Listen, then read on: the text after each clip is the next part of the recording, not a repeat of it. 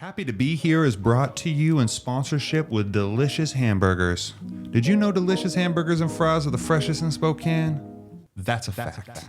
Delicious Hamburgers have never been frozen, and that's because it tastes better that way. Think about it. There's not even a freezer in the restaurant. What? Delicious fries are always made to order and never sit under a heat lamp. When you order them, they cook them, you eat them. That's how it works. It's differences like this that you can truly taste. Next time you're craving the freshest hamburger and fries, head to the corner of Augusta and Division and ask for the Happy to Be Here combo, okay? You're gonna wanna get that. A delicious double hamburger with grilled onions, pickles, and a special sauce, baby. It also comes with fries and your choice of a milkshake. That's what makes us unique. F your Sprite. Delicious, taste the difference.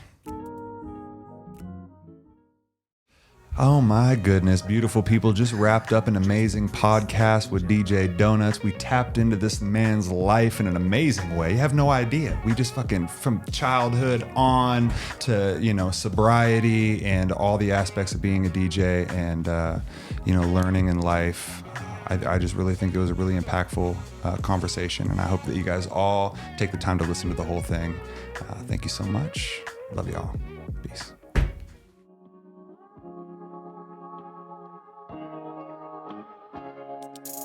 Yo, I'm just happy to be here. I challenge everybody that listens to this to get out of your shell and go do something new and fun. Happy to be here. Like they just slow motion. Do you see Zach trying to pretend like he doesn't watch cake sitting videos? Happy to be here. There to exorcise the demons. Wait, so your swan man is Our swan delivery man that brought us bomb pops and chicken nuggets is there to perform an exorcism. This needs to be made into a short You film. couldn't make this shit up. Yo, I'm just happy to be here. What is up, beautiful people of the world? My name is Exact Change, and I'm happy to be here today with my friend and perfect Cody, Brennan Pointer. Hello. And my guest, Joel Gorman, a.k.a. DJ Donuts. Yes. What up? Marinate in that for a second. Just let it drip on you. Wow. Okay, cool. I'm really, really comfortable right now, just in the situation and everything. So. Good. That's how we want the energy to just be like feeling good. Like we're all just. It's a good way to get comfortable too, is just to say that. Yeah, welcome to the most nonchalant podcast you've ever listened to. We're chilling. So, man, like very interested in everything that you do. Love everything that you do. But I guess I should say I'm very interested in how you became who you are and now do what you do because, God damn, well, we just got invited to like some party out in Yakima, and they were like, "Yeah, you should come out here, man." Keep going. They were like, we got DJ Donuts out here spinning. It's the same one. It's the same one, yeah. And I was just like, Jesus, DJ Donuts is everywhere. That's so funny, man. Yeah, that was a connection, actually through you guys too. You and I did one of those Bud events up here in town. that Green Acre or no, Green Bluff. Yeah, it was up near Green Bluff. Yeah, and dude. Yeah. Through that same connection, I've gotten quite a few other bookings. So, man, that's what it's all about, man. Just networking and stuff like that. Hell yeah, dude. We'll talk about bring us through a little bit of the early days, young Donuts. Bring us through the the musical journey, as far as what were you hearing at a young age? Oh man, I'm trying to even think of like the music that I was into. Like how deep do I go with this? Like, so. Yeah, what was the first stuff? Like, I guess everybody was kind of forced to listen to some stuff, Right, yeah. I mean, like one of the first movies I watched was Top Gun. So like, that has a soundtrack, but. Oh, dude. Like, what was that, Kenny Loggins? But I don't know, I wasn't really super into 80s stuff. Honestly, the heaviest thing on my mind right now, like, as like a music listener, the first stuff that I heard and like got down to was like Disney like soundtrack movies. So I grew up on a block where there was like a lot of kids that grew up there as well. Mm-hmm. And we would like put on the roller skates and do choreographed dances to like the Mulan soundtrack. Oh, sick. And shit like that. So like, yeah. So that's the beginning. Yeah, that was the very beginning for sure. And you know, that's like as a listener, that was like just what I was into. I remember liking Backstreet Boys a lot when I was in elementary school. Got made fun of at one point for it. Yeah, but the thing is that this music is moving you. When you're a kid, like you're hearing this shit, because I fucked with the Backstreet Boys heavy, dude. Yeah. I was, how could you, like, even though you knew that, like, oh, yeah, you know, people are going to make fun of me. When you were a kid, you did? Like, That's the thing right there, though, you know? like I admit it, and I admit now, like, oh, yeah, but as a kid, I was hiding it, too. Like, I guess you're talking about what age, because, like, when I was younger, Yeah. I still was, like, I loved it. I'd go over to the neighbor's house, and I would just be like, I'd go into their, like, little sister's room and go in there. They had, oh shit, spin that. You know, they had a little boom box. I was like, yeah, spin that. Back, strings, back. All right. Dude, the beats, the lyrics. They're fat. Sick, dude. Totally, yeah, good. But it was the production. it's a boy band. Like, don't listen to that music. Where it's just Yeah. like, dude, that shit was like, and that's kind of like in the same vein as the Disney stuff too, because dude, the Aladdin soundtrack was just so fire too. Like they had just, like that music was the first music I was singing too, dude. Like, I can show you the world. Yeah, like yeah, totally. all that type of shit. I was getting into it. Like that music was moving me as a kid, you know? Yeah. Well, and then like, it's like a psychological thing too. Like, the second I start talking, I back away. It's like a psychological thing too, though. It's like we learn all these things that we're into as children, and then like over time, these walls get built up because of like what's cool or what's not cool. And so like for me, it was like a journey. Because I brought the Backstreet Boys to this new school that I went to. We all get to play our favorite music at lunchtime, and I put on. Oh, sick! I think it might have been like "I Want You Back" or something like that, and everyone made fun of me for it. And so from that point on, like it wasn't cool anymore. And slowly, like over time, like as a DJ and like an open format DJ, top 40 and stuff. I mean, you have to learn and understand like what gets people moving and stuff. So like my appreciation for all that kind of stuff slowly came back after a while. Like when I DJ at whatever the Globe or anything like that, my favorite parts are when I get to play like teeny bop, like Katy Perry, whatever, Jessie J, kind of like just like hand pump jams and like everyone's singing their little souls out and shit. And it's like, yeah, man, live your best life. Like, yes. You know, it's like as adults, we eventually kind of come back to that point, and I don't know. Yeah. We all need to come back to that point. So if you're not there, if you're still trying to be cool, check let these her out. go. I didn't realize there's all these different flavors. Dude, what's up?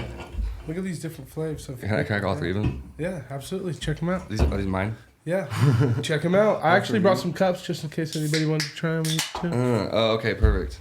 They're different flavors. I know. Do a little taste test. Oh, that's tight. Shout out to my wife. She heard Donuts was going to be on the podcast. She said, "Oh, I'll go to the store." She got all this stuff. What's that? Diabolo? Maria. Fucking.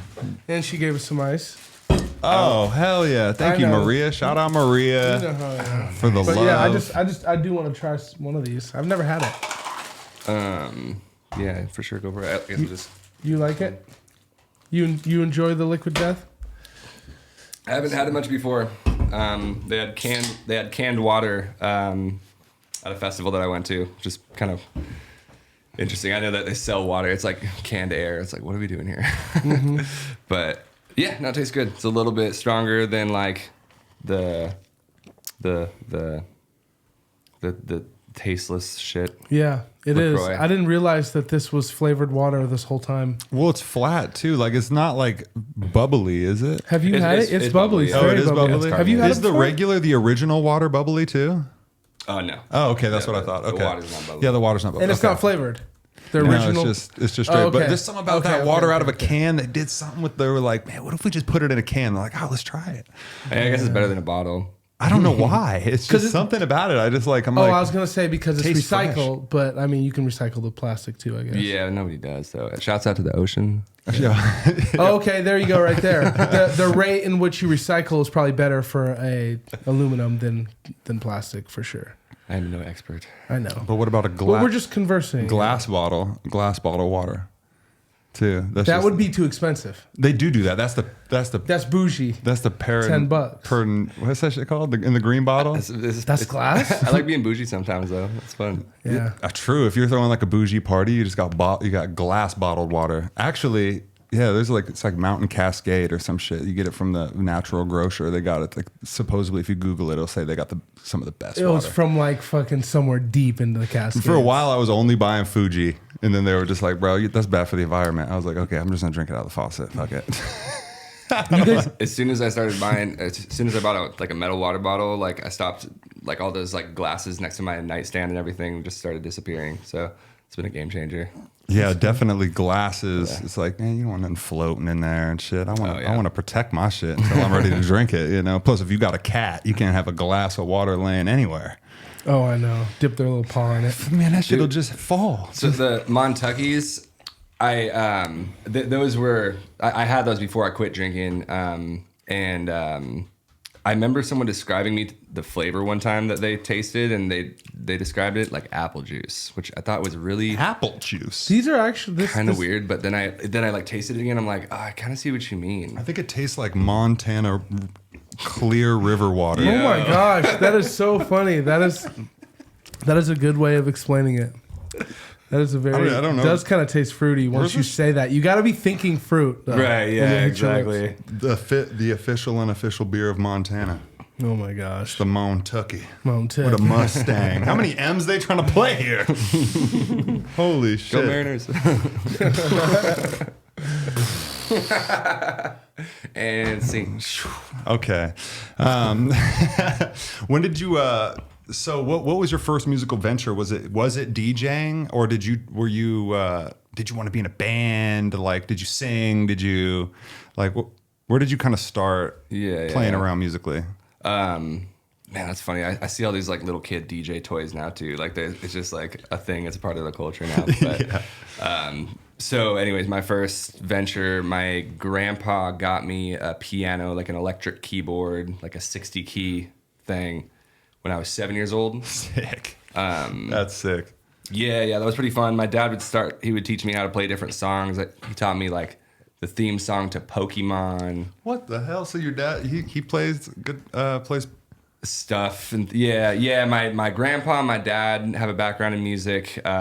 Both of them played wind instruments, so like saxophone, clarinet. And then grandpa, you talking like your dad's dad? Yeah. Dude, sick, just running through the bloodline. Yeah, cool. He was a jazz musician, like a full-time, like 7 nights a week club jazz musician in the Bay Area. The Bay Area. Dope. He did a recording session with Louis Armstrong. Like it was like a call-in one time. Like Louis Armstrong was like clarinet player, couldn't make it or something, so they hit him up as a backup and got to do a session. Wow. That's pretty cool, dude. Continue though. Yeah, you're talking keyboard. Got a keyboard, and is that kind of like, did you shift away from that, or did you kind of find a stride there for a little while as a 7-year-old, or did you get bored of it and kind of kick it to the side after a while? Yeah, more so the latter. I started taking lessons at one point and really didn't like that a whole lot. Mm-hmm. And I don't know if I ever like put it down per se, but the next instrument that I picked up and like actually got into and became passionate about was guitar. That would have been middle school, my first year of middle school, and that just looked. So what did you just like? You were like, I'm gonna buy a guitar one day, or did you have a friend that fucking played guitar with? Yeah, I had a buddy. That's right.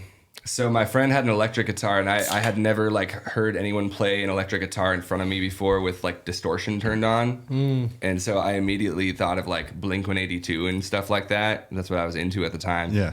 And so my parents got me an electric guitar, and the first song I learned was "Damn It" by Blink-182.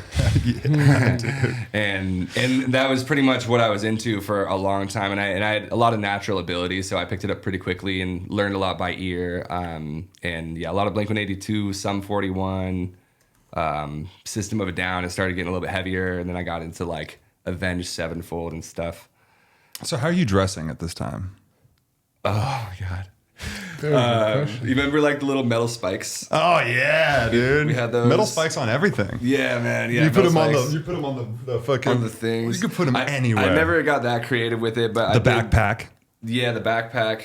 I had a studded belt. Oh yeah, dude. The belt was a fucking mess. Belt. That's funny. Yeah.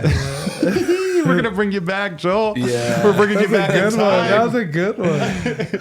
I'm just curious, you know, because it's just like you're really painting that picture. I'm like thinking, dude, like he's getting in a System of a Down. Like you're like, I think it was the transition from Blink-182 to System of a Down that I was like, okay, like what are we doing? You know, you go through phases when you're in school. Like, I mean, we just went from Backstreet Boys, Blink-182, System of a Down. So you're did you ever end up at like kind of, did you guys form a band? Were you guys just fucking around, just kind of learning stuff, or did you ever make a song, or when was the first time that you really kind of started moving? Yeah, totally.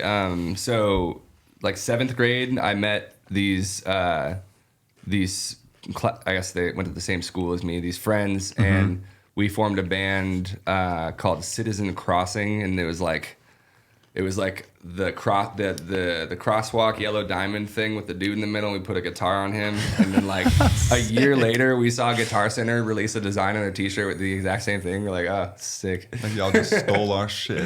Yeah, I don't know. It's like a really common idea. So, but Yeah, that's funny though. yeah, so we did that, and that was mostly just covers. Like we just do like Nirvana and like all the stuff that kids were playing, because grunge was pretty heavy. So did you guys during that do time. like, were you guys doing live shows, or were you guys just practicing, getting together, garaging it up? Yeah, it's more of the garage thing. We did like a block party and stuff like Oh, that. sick. And this is what age is this? This is still right about like 7th grade, middle Okay. school. Here in Spokane? No. So I grew up in Seattle. Oh, I guess we okay. Start there, but yeah, this is in Seattle. I didn't move to Spokane until I was 18. Oh, okay, cool. And, yeah, we'll get there, but yeah. So grew up in Seattle, did that, and then didn't really do a whole lot of performing at that age. You know, we were still in high school and stuff. But anyways, moving on, I started going to high school, and then I started playing guitar in the jazz band, and I played snare drum in the marching band. So I started picking up drums. My dad bought me a drum kit when I was 17, and was laying into that a bit more. Dope, dude. That sounds like your dad's pretty encouraging Yeah. musically. Yeah, definitely. Yeah, that's pretty sick, dude. Like, I think that it's definitely an advantage to have parents that are like, oh, dude, my kid's into guitar. Let's get him a guitar. Like, oh, Yeah. shit, now he's learning drum. Like, you know, and, you know, I'm a parent now, so I'm just thinking of that type of shit. Like, I just want to, like, identify what your kid's into and then be like, let me get it for you. Like, fucking go to town, dude. Totally, man. Yeah. Yeah, So that must have been even harder because I got ADHD. So it's like the second I'm like okay on one thing, I'm like, boom, let's go to the next thing. Like, the we next just thing. got you a guitar. You're like, Yeah. get him drums now. He's a one-man band. Yeah. So you were in, like, marching band, did that thing, did the Nick Cannon, the fucking, you know. Yeah, man. You did the drum line. All the stick flips and stuff. Yeah. Yo, dude, I always thought that was so fucking sick. It looked fun. I actually did a parade one time. It was. Why don't they have that as adults? Like, why don't they should have that like the NFL and shit, dude. They should But just like rookie league though, like people that aren't that, like kind of like the beer league for like softball, you know, like just like Yeah. let's be like a marching band. they're all drinking and shit. It's all super complex. Oh, dude, I'm down. Oh, that's great, man. But so where drums did drums kind of take off for you? Was it like fucking like when you started playing drums? Like when did that kind of turn into like more of the electronic, being able to like, you know, like being able to put it into the computer and make beats and shit? Oh, right. So yeah, the computer part.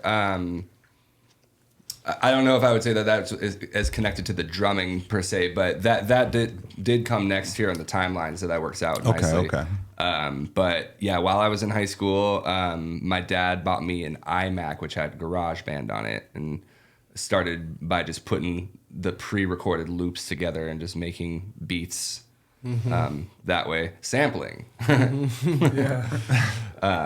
And so yeah, GarageBand, and then that pretty quickly escalated into Logic, and then I started using other music software as well. But yeah, I bought a MIDI keyboard to control the GarageBand and Logic in high school, so I started doing more on the keys and stuff like that, and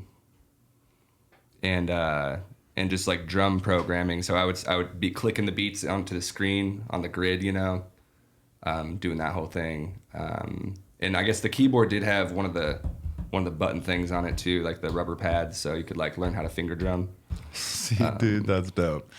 Yeah, so yeah, started doing that. But I mean, this is the early time. This is like when those gears are turning, where you're like, you know, because when we just did even After the Rain, I could see you like wanting to incorporate other instruments into this shit, and like, you know, that's so intriguing to me, is that you have an ear for so many different instruments and so many different sounds, just the sound in general, and this makes sense now because of like where you start the history, exactly. You know, and so that's really cool. And so did you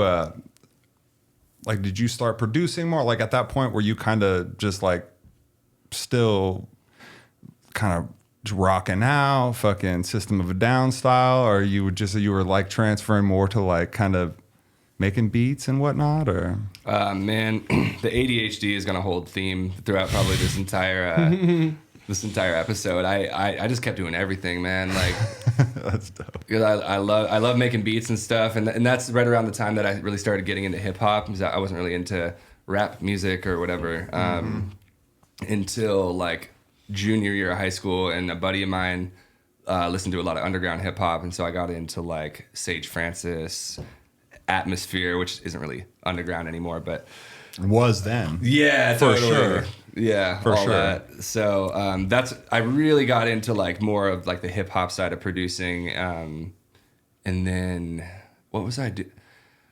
As far as instruments went, I wasn't really doing a whole lot. Like I was playing in the jazz band in school and stuff, and just like learning my own like acoustic stuff. But none of the band stuff really started taking off until a few years into college. Yeah. Okay. I'm not sure if that answers your question. No, it doesn't matter. So, and then you get into college, and are you making music then? Like, does music take like a back seat ever, or are you just fucking always making music throughout your life? Yeah, it's a lot of music for sure. Not these days, not quite as much. There's other things I got going on. Life gets busy, you know. But moving into college, I did study music, and that's what I began studying my freshman year at EWU. So I moved to Cheney from Seattle when I was 18 and started studying there and getting heavy into music and learning like music theory and all that kind of stuff. Wicked. The crazy part was, if anyone listening to this, lessons, like instrument lessons, singing lessons, whatever you relate to. I never took any lessons until I went to Eastern, and I swear to God, like 1 quarter in taking classical guitar lessons, and my technique like doubled since age 12 or whatever. So like, yeah, huge progression at that point in time, and yeah. So was it because maybe you already had like such an idea of what you've crafted with your ear and put together what you knew musically, and then they were able to kind of connect the dots? Oh yeah, totally. Because it's all learning by ear. At least that's how I learned. I would pick up the guitar and like listen to the song, and sometimes I would look up the tabs, which is like a different way of notating music. Instead of using notes, there's like the number of the fret, and it's positioned on one of the 6 strings in an easy way to read. So anyways, yeah, learning music theory was like putting labels to everything that I had kind of already taught myself. See, that's cool, because that's in your brain is just like, that's what that is. Mm-hmm. Like I just had that marked something else because I didn't know what it was. Yeah. And so this like allows you to start making music on like more of a professional level. Mm-hmm. So did you just stay in Spokane? We're talking like in Cheney, and then you just end up here, or did you go back? Or yeah, man, that's always been an interesting one. I mean, first of all, the culture shock of moving from Seattle to Cheney was pretty big. Like in high school, I skateboarded a lot. Like I took the metro bus around town and like smoked weed and like just went to skate parks and kicked it, you know, with homies and stuff. And as we all did. And so yeah, I moved to Cheney, and I had like a hard time integrating to the culture because everyone's into like mainstream, like Lil Wayne and stuff, which I wasn't really into, and everyone longboarded, but like fuck that, like just get a skateboard, bro, you know? Yeah, dude. And then, of course, I ended up like getting a longboard, and that shit was hella fun. Yeah, but small, you get over those rocks, dude, and with that normal rock that would get you on a skateboard, dude, Yeah. longboard, just push that to the side, dude. yeah, you fall though, you're going so much faster. It's crazy. Too fast. What was the question? I don't know. We were just talking about being in Cheney, and then like, did you were talking about the culture shock coming to Spokane? Yeah, but that was in relation to something else. It's okay. Fuck, man. It don't matter. That's the But you, ADHD. so you move. But okay, my main question was, if when you went to Cheney, did you go back to Seattle, or did you just end up in Spokane, kind of a thing? Oh, right. Yes, I went to Cheney, went to Eastern, finished my degree at Eastern, and what kept me here? Honestly, man, I can't even remember. I just, I mean, the rent's way cheaper out here and stuff like that. You're just like, fuck, going back, man. I did get Got a a bunch job. of friends here. You had come to. Yeah. The community too. I mean, like I had formed, I had joined a band out here. This is like my first experience actually playing in public and like getting paid to perform. Okay. And so I was invited to play guitar with a group that was called Poncho's Soul Experience. And that's Poncho, or Paul Flores of the Real Life Rockers, which is a local band here in Spokane. And so we had a Thursday night residency at the Red Room Oh, dope. for like a year. Okay, so this is your first kind of taste of getting out, fucking playing live in front of people, because you've been making music your whole, like, almost your whole fucking life, dude. From 7 years old to Yeah. at this point in time, you're 20. Oh, 32.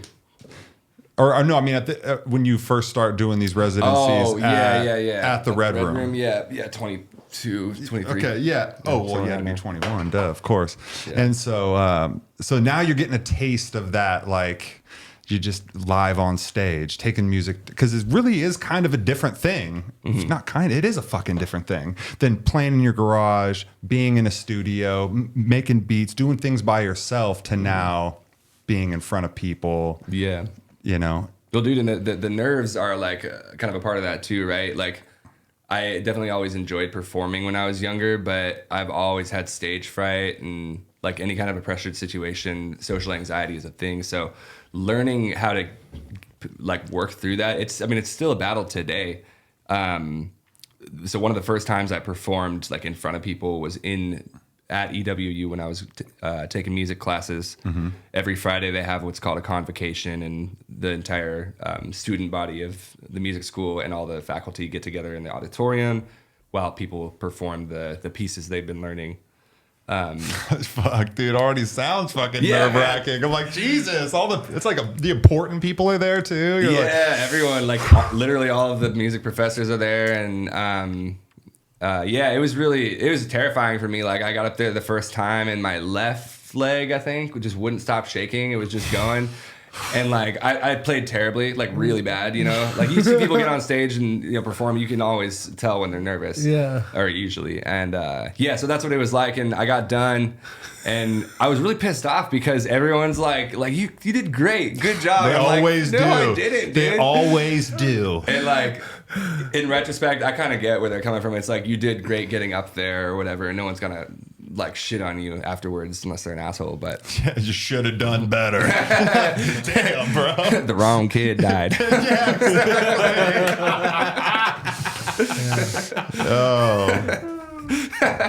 So anyways, yeah, like the nerves thing is pretty crazy, and that's like one of the most extreme situations I think that anyone could be put in, like early on. So I didn't do that again for quite a while. Now you would say that's good. That was really good for you to do that. Definitely, yeah, definitely. Especially looking back.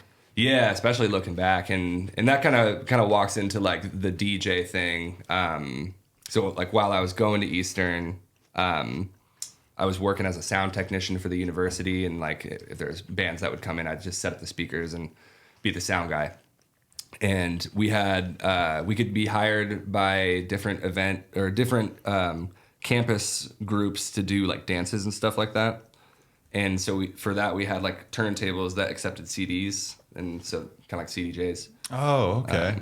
And so that's when I started messing around with like turntables. And at the time, I didn't understand what beat matching was, the fact that you're supposed to adjust a pitch slider to make the tempo the same as the other track and like blend them together and stuff. I didn't know what any of that was. So I would just crossfade and shit. And what's up? No, I'm connecting the dots here as you're telling me. Oh, okay. Yeah. Okay. Gotcha. Yep. And so like nerves, they're still kind of in the picture. And there was this one time I remember I got hired to do this dance, and we're in charge of putting the playlist together. And keep in mind, this is like Seattle Joel, who's like not into top 40, like any high school dances. I was the guy who was requesting like AC/DC and shit like that. And so like I put all this stuff together, and I remember I put on a song and it got booed. Like I literally got booed. Damn. The song was the Check Yourself remix by Ice Cube. And it's like normally, like if you play that in a club, it kind of depends on how you bring it up, but it's usually not gonna get booed. It's like, oh, people fucking go ham for this song, even though it's a little bit old school. But yeah, for whatever reason, like that was another situation where it was just like incredibly discouraging, and I feel like a lot of people who that might happen to would just like back out, quit, which is understandable too, because it's kind of scary. But I just kept doing it. I don't know.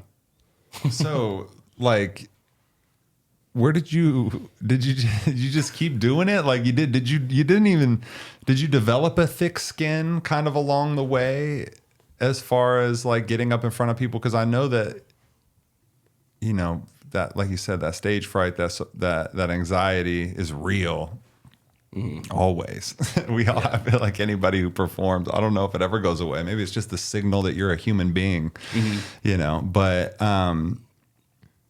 did it take a while for you to, or you just one of those people that just, you were like, fuck it, dude. Like, let's just keep, okay, they booed it. Let's go. Next. Yeah, next. I don't even know, man. Like, I remember there being a couple of really stressful situations with like just getting into DJing where like I was afraid of something like that happening, or maybe my playlist, my library wasn't big enough, and I was like really nervous going into a gig. And so, I mean, you can't please everybody, number one. But I don't even know, man. Like, so you like, it's obviously it's like a lack of confidence, right? Like when we have a lack of confidence in what we're doing, like you were saying, you didn't know to match shit. You're crossfading shit. You're just like, kind of just getting by, like doing what you're doing. But like when things connect and then you get that confidence, that's what really changes it. You're like, oh, I know I got the playlist that gets people moving. Yeah, man. Yeah. So when did that click? I'm just realizing that DJs have to like really pay attention to like what is like, you put something on and everybody be like boo, but that doesn't necessarily mean that it's a bad track. It's just that you put it on in the wrong like setting, Yeah. So it's just crazy that they have to worry about that. I know it's different than just performing. And so like music. to have that happen earlier in the career, it's just like, yeah, like what you said. Like I would have been like, I don't know how to DJ. Because I thought they would have loved that fucking song and they booed the shit. Yeah, totally. Yeah, like I was all like ready for like a banger and it was like, nope. You're like, is it like a specific kind of like setup that you got to do where you put that song in at a certain time and then it gets a better reception? Or something tells him earlier in the night that they'll love that song by an earlier song, maybe? Like, Yeah, that could work too. I mean, it's really, really dependent. And fast forward 10 years later, it just depends on the crowd and it depends on the night. So like when I'm at the Globe, like sometimes I can only play hip hop like all night long. If I like up the tempo and I like do I remember I was doing, I was playing some really slow 60 BPM. It might've been like WAP or something, or some Cardi B, like some slow like trap rap. And that double times really well into house music. And I did a really sick transition into this house track. Like it was a beautiful transition, 100%. And I looked up because you always got to see the crowd's reaction, and like people just weren't really vibing to it. And so it's like today I can take a hit. It's super super easy. It's like, okay, they didn't like that. It's not personal, just move on to the next track, or like backspin real quick. I remember one time I'm like, yo, you guys trying to listen to house? You guys trying to listen to hip hop or whatever? Just get on the mic, say some shit, and then play whatever. But it also just depends on the crowd. that night, and then the timing, the way that you mix the music too, and the way that you do the transition, like the song before just has to be the right fit. Not every two songs are gonna fit together, even if they're the same tempo and kind of the same style. It's like this flow that you get into, and this, I mean, that word flow, I think it applies to so many different things. I mean, you know, rapping, stuff like that. And so with DJing, it's like, I know that I'm doing good when I don't have to like scroll through my songs and playlists, when I just know what the next song should be and I go and I just type it in and I pull it up, boom, ready to go. Like that's when I have like really, really good nights. Hell yeah, dude. And it almost doesn't even matter. Sick. Okay, like you just know. Okay, It's a rhythm, baby. You just like when it's hitting, the cylinders are hitting, and and you're feeling it. It's just sometimes it's just one of those days. So one thing, weirdly enough, that stuck with me, info that you told me a long time ago, had to have been probably 8 or 10 years ago. Yeah. That because me and you have a history probably that long ago, briefly, that you don't. Maybe I heard this wrong, but it always stuck with me because I thought it was absolutely crazy that you don't play music that you don't own, like you don't download music for free. Oh right, yeah. Mm-hmm. Still, yeah, 100%, yeah. Think about that. Like all the music he plays, he paid for. Yeah. Which is for DJs is that, am I tripping by thinking that's crazy? Like, do people just put on whatever song like? Because the reason why I thought that was crazy because I had a DJ homie who people would request a song and he'd be like, I don't have that. He would just download it real quick. You don't do that. No, I do that. I buy it on iTunes and download it And pay for it. Mm-hmm.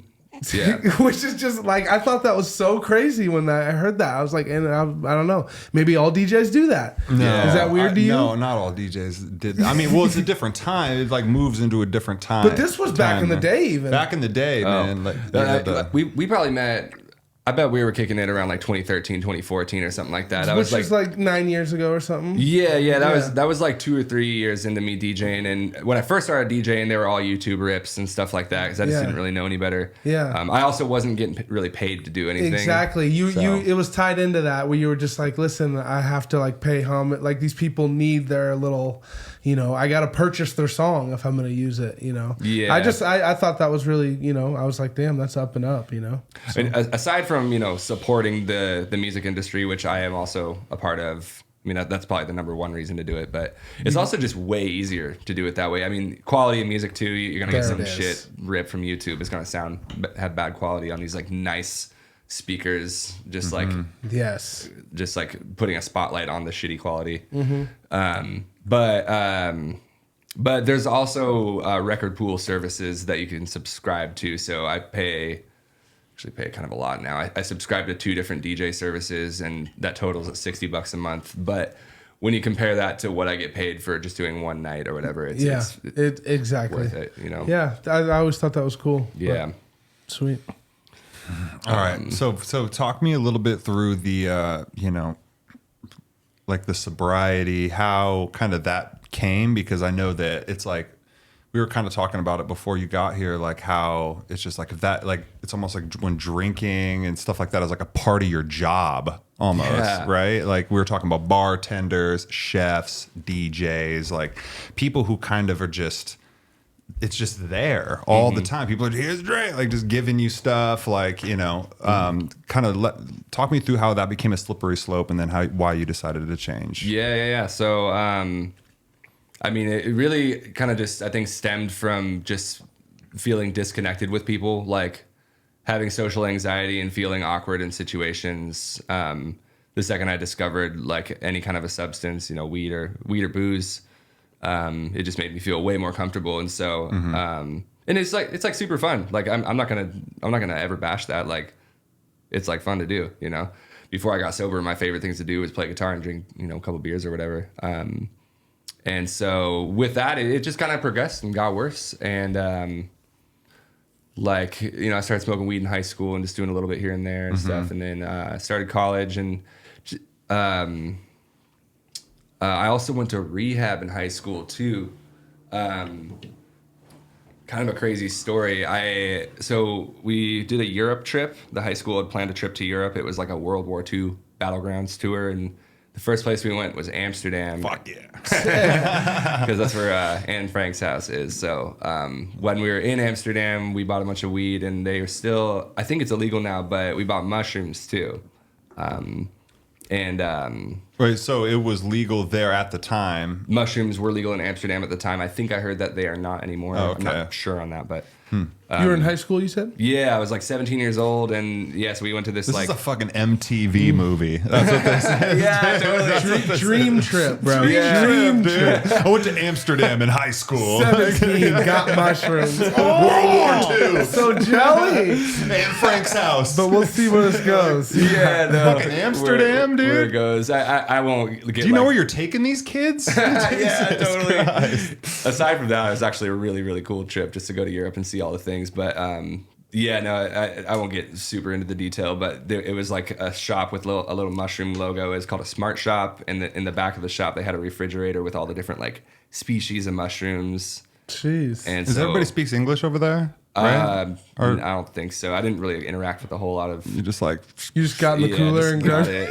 Yeah. So yeah, grabbed an eighth of those and popped them, and then a whole eighth? Yeah, because that's what I used to do back in high school. That's what God all of us damn would it. do. We'd want to get really fucked up. Terrible. And so the whole eighth, and these were like, I know you're supposed to wait for them to dry out, but these were fresh and they were incredibly strong.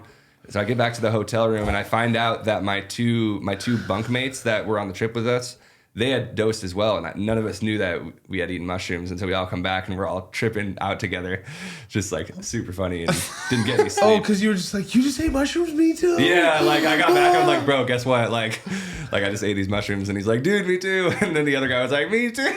Oh my God. Ridiculous. But anyways, yeah, so that winded me up in rehab in high school. The last night of that Europe trip, we got caught smoking weed in a hotel room, so went to outpatient rehab, and then because they made you go. I took a drug and alcohol assessment at school. Like shit was legal, bro.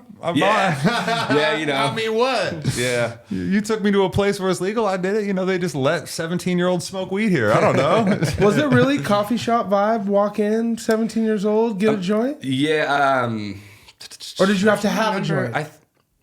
Or did you have to have an ID? I don't remember that part, honestly. passport. Because I was 17, and I feel like it's probably like 18 for the age. But they I might were have had too someone else buy close. it They for weren't me. asking or something, maybe? Like I honestly don't remember. Yeah, it was such a long There was a time ago. language barrier. Yeah, no, it's Yeah. 15 years Make my money. I don't know, dude. grabbed the mushrooms. They took my money. I said, "Let's I go." know. Wow. Okay. So you went to rehab, and were you rehabilitated? yeah, dude, I was rehabilitated for like a little bit. No, it was hella funny. Like I was so serious about like changing my life and getting sober and stuff, as like a lot of people in rehab are. And then literally 2 hours after I got out, I was kicking it with the homies, and they had PBR, and I'm like, oh, let's go. And so I was like off and on, in and out. Of the outpatient rehab, doing that for a while, and then eventually just decided like, hey, I don't really know if I'm alcoholic or an addict or whatever the labels are. And so I'm like, I need to go to college and like have my own experience. And I still like suggest that for anybody, you know, if you're not like sure about your shit, it's like, well, figure it out, you know. It's like you get ordered by like the courts, or like my school made me go to rehab. It didn't work because it just wasn't the right time yet. So No, it's always going to have to be something that you want to do. yeah, exactly. It'll So, never yeah. work long term unless it's something that we want to do. And that's where you see a lot of people that are really good at making music that start making music, but they don't have. It's like it's not there to want to like to keep that sustainable.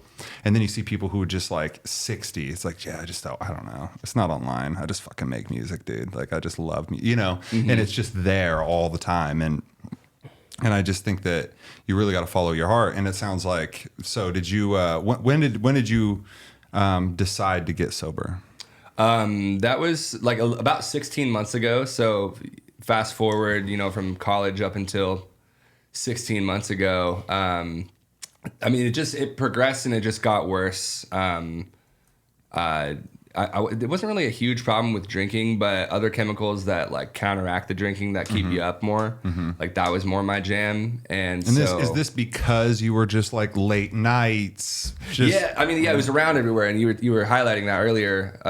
You know, like I play a lot of music, I DJ all the time. I like music, so I attend things a lot, and so like I'm just out at bars all the time, and all of a sudden I'm DJing and I've had like a little bit too much to drink, and then my homie who's got that other thing comes by and I'm like, oh yeah, I'm trying to wake up real quick, and then next thing. Yep, I feel you on that because Yeah. it's just like, oh, I'm trying to like bounce back from this to this, and then I'll be good to drink again. Like it's like you almost get like a fucked up kind of weird cycle in your head where you're just like, and then before you know it, you're just off to the races or whatever. fucking litty titty, baby. Yeah, let's go. Jesus Christ. I'm curious, Joel, how do you define like somebody who's like an alcoholic, like since you've been through like a little bit of rehab and you've gotten sober and went to all the classes and stuff, like is it when alcohol or drugs is a problem? Is it 2 drinks? Is it 3 drinks? What would you say? For me, the way that I'm not going to name the name of my program because we're not supposed to do that, but in general, like 12-step recovery, the way it works is that it's more of a personal thing. So for me, it's more just about the behavior that I exhibit when I take part in the substances and not so much the amount. I see. And that it's different for everybody because like I know people that if they have 1 beer, they're going to black out. Like no questions asked. Like they're just gonna keep going. Yeah, they'll keep going. They can't stop. So, basically, if the subject can relate to lack of control as soon as they take the first drink or smoke or whatever it is, they can't control when they stop. Then that's kind of like what would put you in the ballpark for it. But ultimately, I think it's like a personal identification thing. Like I have friends and I'm like, yeah, they're probably alcoholic, but I can't say that to their face because that's something that they have to decide for themselves. Yeah. So I mean, like a long day of work and you have like a fucking pint of liquor every night, but you wake up and you do your job every day and like you hold off till the end of. I mean, you could be a functioning alcoholic too. Like, That's the thing. yeah, too. I was gonna say, would that add the functioning word in front of it, but totally like dependent on that shit. But it's like doesn't get in the way of his shit. Like nice house, fucking, I mean, I feel like it's tough. But you're like kind of what you said though. You're like if it's a problem to him, like he defines that. That's right? got to be what it is, right? Yeah. Yeah. That's a tough one because like we're so good at manipulating and gaslighting ourselves and like thinking that shit's okay. Yeah. So like there's a huge level of self because if we want something, then we'll convince any excuse. Yeah, exactly. To like get what we want. We'll be a hypocrite. We'll be a liar. We can sell ourselves into anything. Yeah, man. Let's go. I'm selling. I'm buying. I'm selling. I'm buying. Let's go. No, you're right. You're right. Totally. Because it's in everybody's head. Like, I mean, I'll have a beer a day or something like that, and then I'll go a couple weeks and I won't. But the shit that gets me is the fucking late night snacks. I'm always like, I won't do it, and then I get home. I'm like, where are the frosted mini wheats? Yeah, there's no question, man. And that's like the hardest vice that I'm dealing with now is like sugar and just like binge eating. It's so difficult because that's not like destroying my life or anything. I'm just getting like a little bit of a belly, but not so much because I don't drink beer anymore. But No, but it's almost like when you want it too. Like I go all day, I don't want it, and then 9 at night, I'm like, I want it all. Yeah, totally. It's like, dude, it's like once you eat this when you're doing something. Well, when I'm doing stuff, I don't want it. It's when I'm on the couch and I'm chilling and I'm just like, man, a bowl of cereal would just hit, dude. Oh yeah. I don't know anything. That's always the thing. Anything children would eat. That's what I want at night. Like you got Gushers. Yeah, bro. Oh my god, right before bed. Sour Skittles, Right dude. before bed. Just anything, dude. And that's the worst time, but.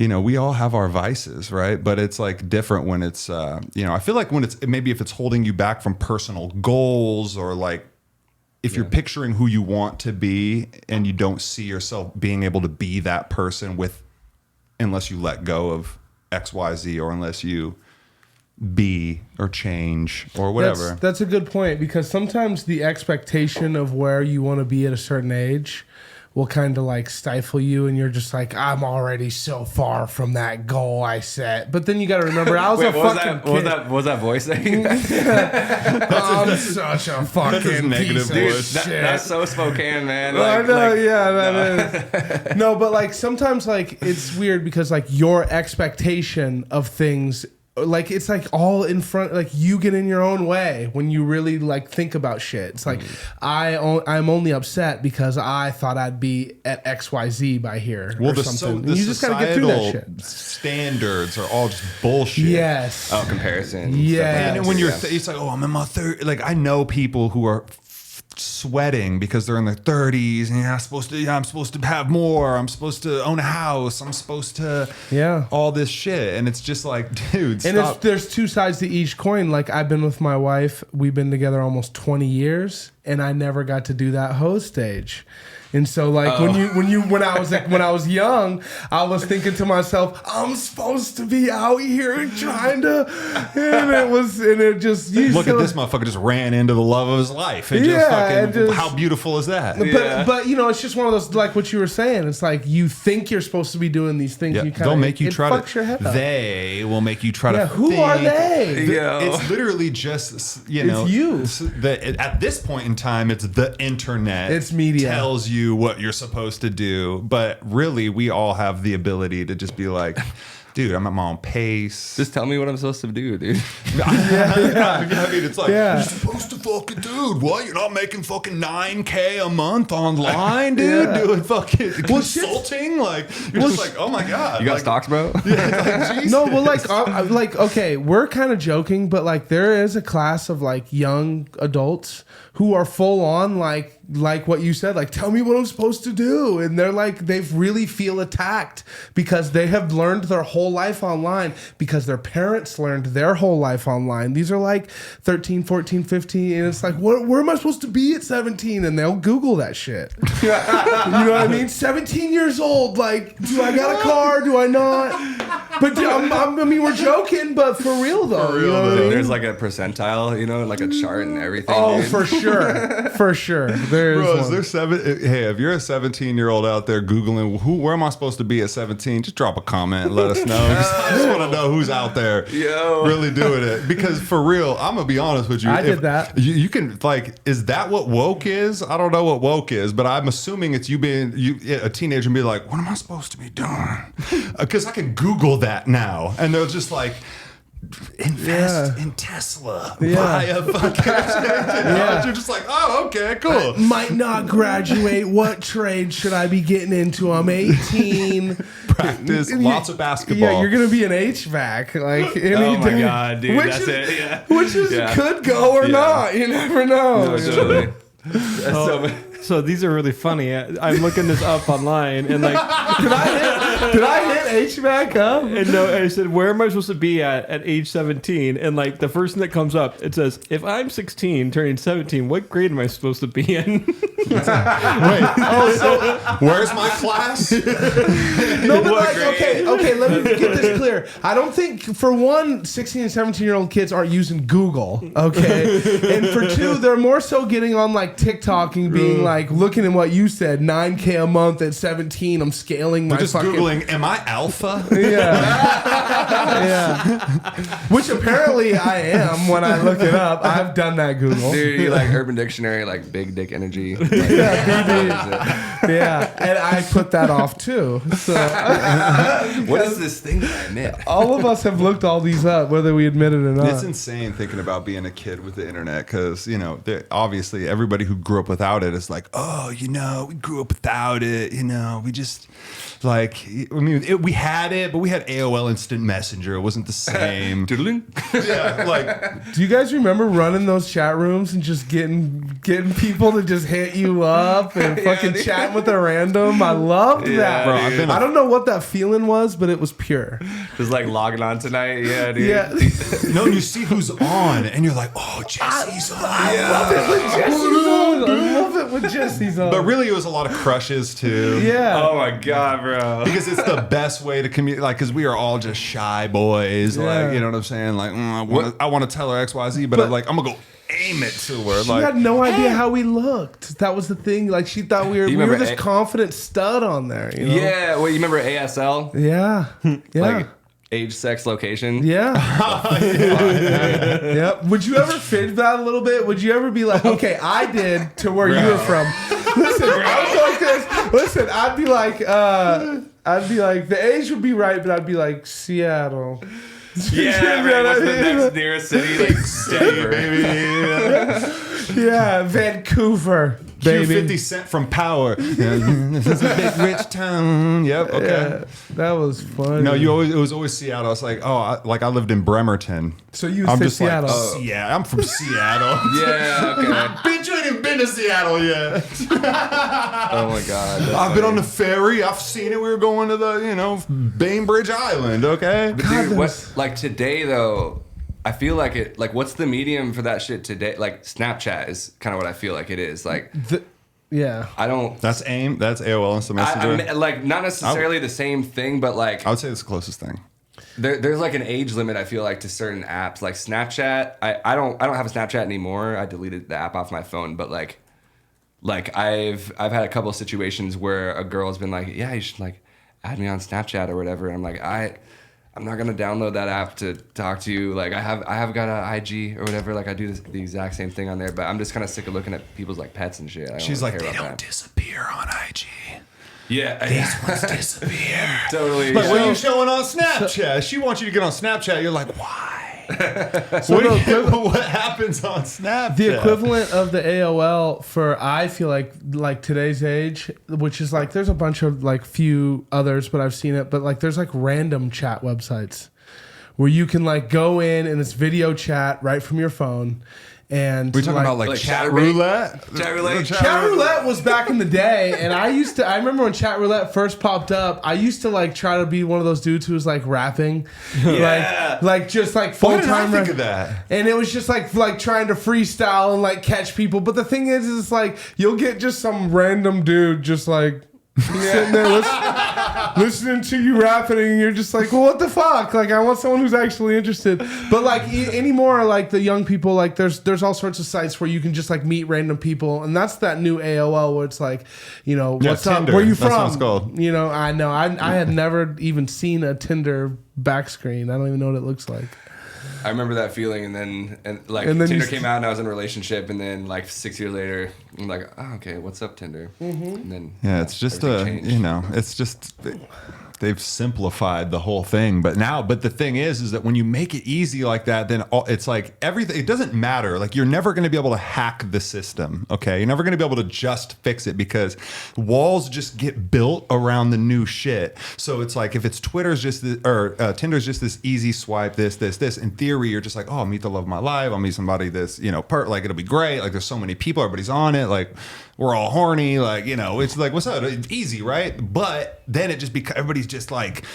Everybody's weird. What does the profile picture look like? You fucking. And it's just like, dude, what did we just fucking like? It's like my homie be on it, right? Because he's single. And he's just like, I'm just trying to meet somebody. Nobody wants to meet. It's like weird. Like it's like, oh, we can't meet. Like, so or I don't know. It's just like because of the internet, it becomes this like.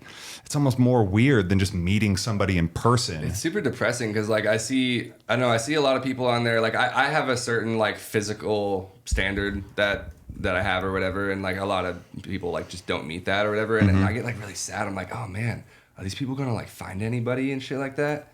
And then oh my god, it's gone. That's what happens, dude. I have a thought. With it's ABV? it's just gone. Yeah.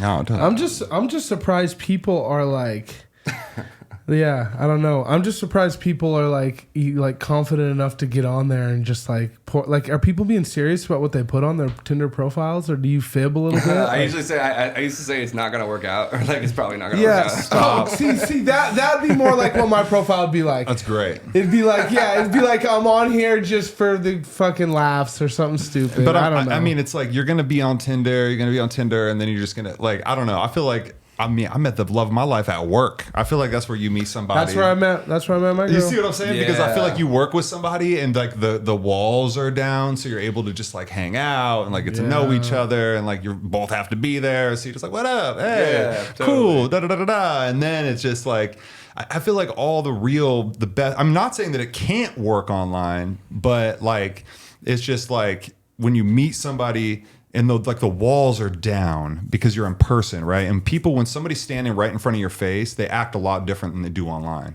And when you're online, you're judging, you're looking at it because there's so many weirdos. When you're thinking about somebody that ruined it for everybody, there's so many of those people that have done that to everybody that now everybody's just sus about everything you're doing. You're like, I'm a genuine guy. It's just like, you're gonna Cosby me? I'm just like, no, I'm just a guy. Like, but when you meet somebody in person and you can really articulate who you are, you know, it just like people can trust and be like, oh, they can feel your energy. 100%. They know. Yeah. It's just I feel like that's always going to be a better way to. It's like a job interview, man. Like it's like you. I mean, it takes like 90 days, I feel like, to really get to know someone and like if they're like lying about their lives. But I feel like it's pretty easy to pick up on hints. Like as soon as you meet someone, like a job interview, you've kind of got them figured out. After, At like, least red flags, because we all do kind of. We all kind of do Yeah, this like in the flex beginning. or We're all whatever, just yeah. like trying to just be our best selves. Like when you first get with somebody, you're just like, yeah, dude, I don't fart around her. Now I'm just, Bro, I fart as quickly as possible these days, man. yeah, bro. But I remember, dude, me and my get girl to it. first got together. I'd be like, oh, I gotta go to the bathroom. You know, I gotta go out the front door. Like, you know. Just think about it'd be tough to get a really good look at somebody if every time you were gonna meet it was like scheduled, like on Tinder. But like when your situation, when you work with them, like you're like, I'm getting a real look at this person, and they don't even realize you know, like what you said, all their guards are down. They're just working. Plus, you gotta know the number one thing about them. But what's their work ethic? But yeah, true. But the new day and age, where like with Tinder and stuff like that, it's like every time you see them for the first how long, it's all gonna be like, let's meet at this place at this time. Like she's for sure gonna be done up. You know what I mean? Like you're never gonna see the real person unless like, you know, I don't know, unless you say like, let's just keep it casual. Maybe at the park, let's work out so she don't put makeup on. No, I don't know. Like, how are you gonna really see her? Yo, that's hilarious. It's the same. It's the same. Yeah, Bro. something. Together. You try to do a little thing with your neck. You're like, I've been working out. Yeah. Like, And you ain't been working out. Okay. You ain't been working out. We're just, you know, I feel like we all just try to like be our best because for some reason we trick ourselves into thinking that like That's who what we people are Yeah. isn't just our best. Right. Right. And like just being able to, I mean, women go through it the hardest because we don't feel like, you know, a lot of guys are just like, well, I'll just throw on a hat and a shirt and just go out. You know, it's all good. You know, exactly. So, like, I just got a shirt, I got a hat, you know, whatever. And women are just like, oh, I gotta do all this shit. But attacked. it's definitely like, Sorry, that was really funny to me. No, it's definitely just a cruel world out there on the. Yeah, I know what you mean. For the single folks, man. But there's love out there. There's I remember love it out was there, a man. trip when Summer's coming. I saw my girl outside of work, like outside of work clothes. Because when you work in like the food industry, there's like non-slip shoes and all that. Yeah. And I was like, oh shit, she wears heels. Because you're trying to figure the style You know what out. I mean? Yeah, you're like, yeah, I was like, oh, she sure as shit wears heels. I thought she just only was in non-slips. Like even if I saw her outside of work, Look, now I just that's- pictured her in non-slip shoes. See, that's better too. That's an advantage too, right? Because you only see the person in this work attire real, that they that's have to what- wear. So you really are She had a getting to know hairnet. them as a Yeah. person, and then you're like, oh, you're into fucking J-Lo. Oh, you into that? Oh, you like okay? And then you finding out all their hilarious. personality, man. 100%, yeah, just low pressure situation and like, you know, the guard is let down and whatnot. So That's the one thing I love about the internet is I hope that we can all at least turn life into. Shouts out internet. Yo, shouts out internet. I hope we could all turn life into just like a low pressure situation. You know what I'm saying? We need to create an app. This is already created. I'm always trying to create apps. Never mind. Let's do it again. Yeah, what's your app? What do you Well, I got? was just gonna say we're like it's low pressure. It's a low pressure. App's called low pressure. Okay. I like it. Okay. So it's like where you just loosely set up. This is like quick. This is already created. Where you loosely set up an event and you just show up, and then personal connection takes over from there. But that's just like that's for sure already a thing. I'm just. Is it though? Yes, come on. Like any kind of like quick dating app or like of like singles meetups. I mean, Yeah, like that, or like That's what we're talking about. speed dating. Yeah. you can also call that just like a sports group, like a group of people that like ride road bikes or like get together and like I don't know. That's right. we That's go. where you meet somebody. Or how about like the, DJ meetup. Yeah. He's like, oh shit. or like teach me something like where like there's this whole Angela Storm, where you at? there's like this whole array of things that you have to where it's like we already have a DJ, like we need a detailer now, and I'm like, oh, I'm in there, and it's like you gotta like fill this little thing so that when everybody Everybody's shows got a up, there's different not skill two. and Yeah, there's shit. not two of anything. Oh, that's. But then they're also all single. bro, that is not invented yet. Yeah, it is. That is not invented yet. Sounds like It sounds like the Where it's like, algorithm, so like, but we're Joel- just explaining it the No, hard like way. if Joel's going to some type of a singles party, he's the DJ for the party, and there's all these people. Everybody's working a job. Everybody's doing something to You know what facilitate is- this party. Some people are partying, but everybody's single. You know the what it people that sounds work like? there, You know the what people that that's- party there. You know what that sounds like to me? That sounds like this. Like everybody's just yelling at each other. There's a DJ just and fucking the sweat and everybody's fucking just- energy. Everybody's just like, I got nothing out of that. Like, fuck. There's just so many alphas in that fucking room. Oh my god, dude, right there though, because You know like what I mean? everyone's like flexed out and stuff. You know And they're what I all mean? It's collared like, up. And there's so many bad bitches around or whatever they call themselves. 85 dudes and 20 I mean, dude, chicks. that's like, basically the globe, like low key. Yeah. I don't know. It's fun as a DJ though. I'm not gonna lie, because Yeah. like I don't have to talk to anybody. And you're like, you have the control on like the loudest thing in the room. So you're just like, everybody's loud, but watch this, baby. so are you taking requests? Oh yeah, dude, I love requests, man, because sometimes they suck, and like I'm good at. Like my customer service has gotten a lot better over the years at doing it. When I used to drink, I used to just be like, "Yeah, I got you," and I just wouldn't play it. They're just sitting there every song like, Like, okay, bro, I you go got play you. it next. You go play it next. Okay. I was playing like hip hop or something. Like I was like around 100 BPM, and someone requested Nicki Minaj, and I'm like, all right, type it in, anything I got in the same tempo range because I'm trying to keep the vibe similar, and I just couldn't find anything, and so I just kept doing my thing. I wasn't gonna play it, and then like they kept holding their phone up. Nicki Minaj, and it was like this really like sweet looking person that like they looked like a nice person. They're like, please, like, and so I'm like, all right. I mean, they're gonna love it. So I picked like I picked Super Bass, Oh yeah.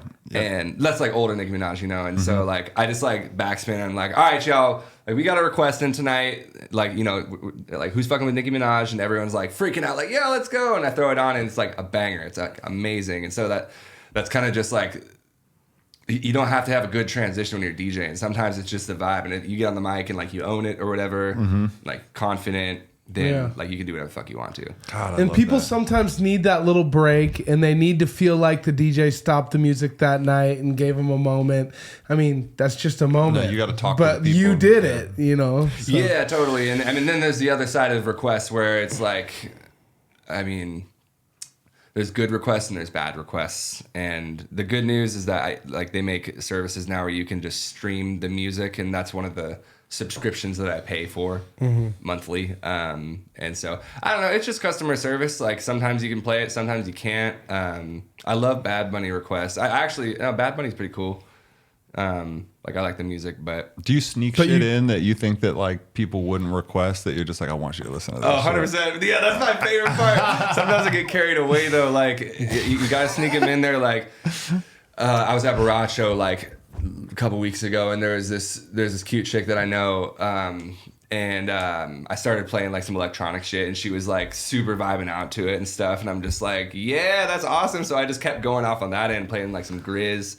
And I get into like Flume too. Oh, and stuff okay, like yeah. that. And some of that like real like kind of airy, like spacey electronic stuff, and kind of go off there. And you got to bring it back though. Like you can only go so far in an open format club. And again, it's kind of about confidence too. If you're not like feeling the vibe, it's not going to translate over very well. I don't know what it is, but like there's like some kind of a connection that I feel like people pick up on. And that's on the DJ, right? To be tapped into that. Yeah, totally. And that's where your skill set is. It's That- like, yeah. it's like, oh, you just picking songs and playing them. It's like, no, there's a fucking skill set. Yeah, and it's different every time too, because like that flow, I don't get into that flow every time I DJ.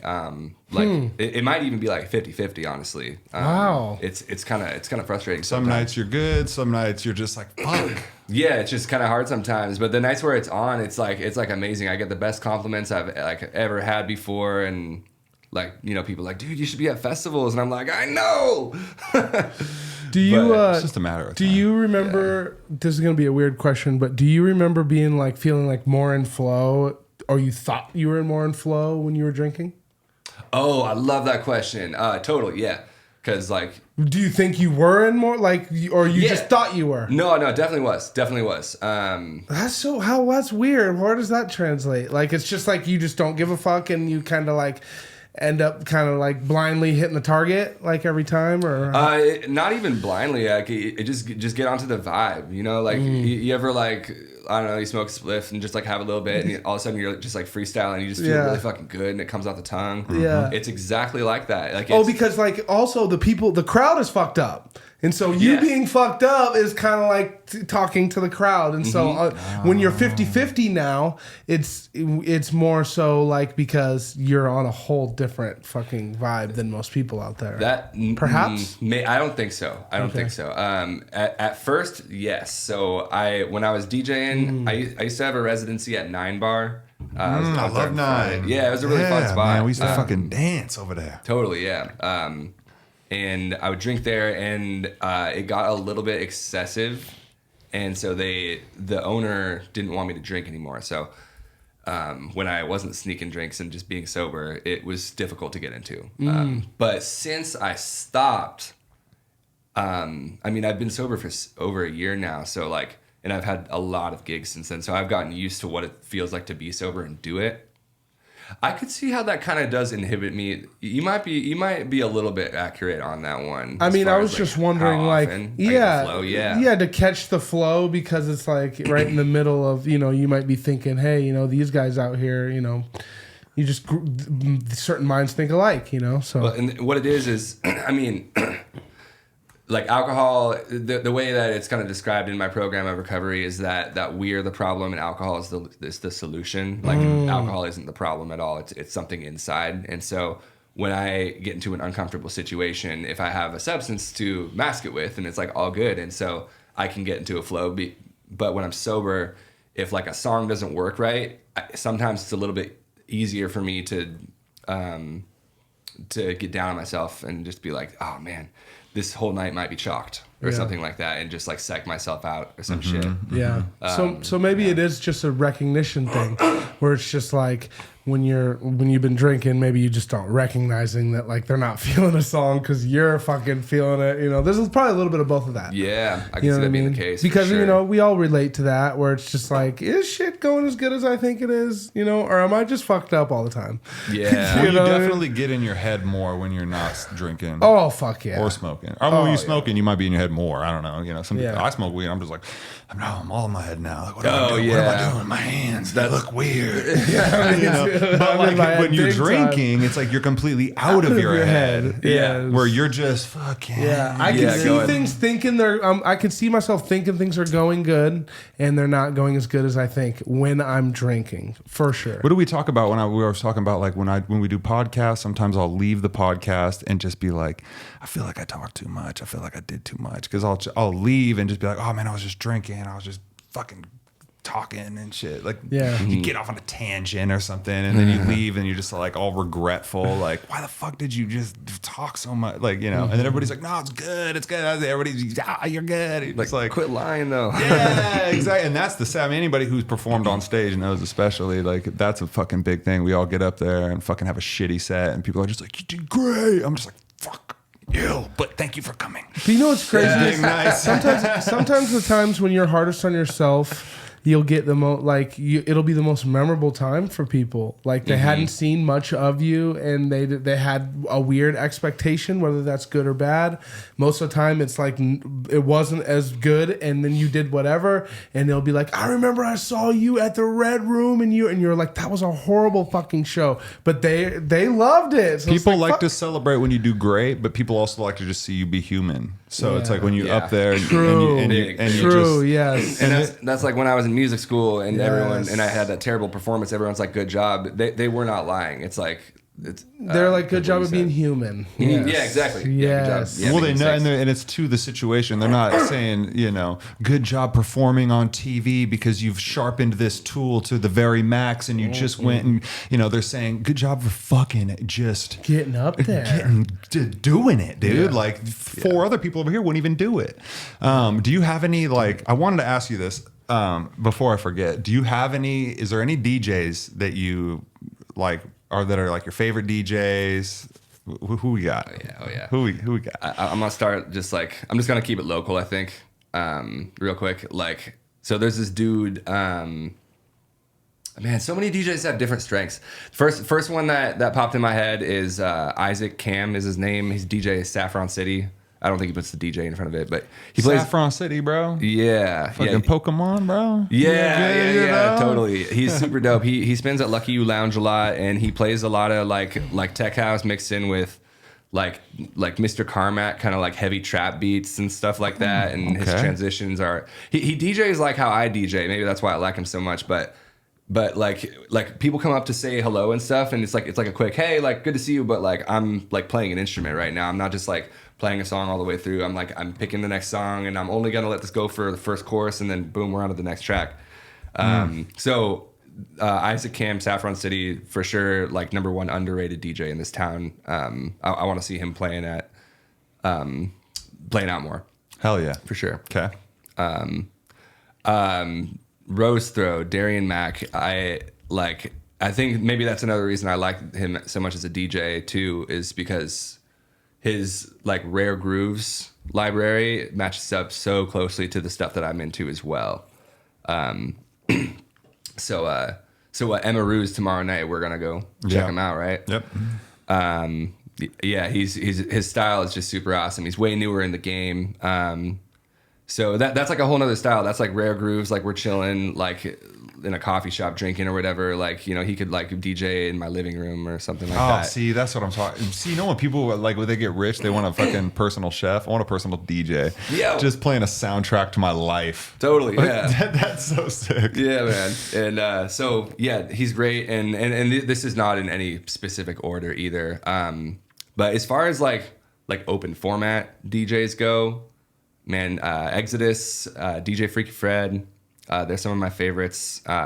Fred, I've known for like a long time. So what do you mean but by open format DJ? I didn't even know what that meant until like a couple Read the years ago. room? I have no idea what that Read means. the room type style. That's involved with it. I actually have never like looked up a definition for this, but I listened to another podcast, a DJ podcast called the Road Podcast, and open format is basically just like nightclubs, top 40 remixes. Like you get a little bit of house in there, but mostly shit that people know the words to. Okay. So yeah, that kind of Okay. club Cool. thing. Yeah. Okay. Cool. So, Freaky Fred, Exodus.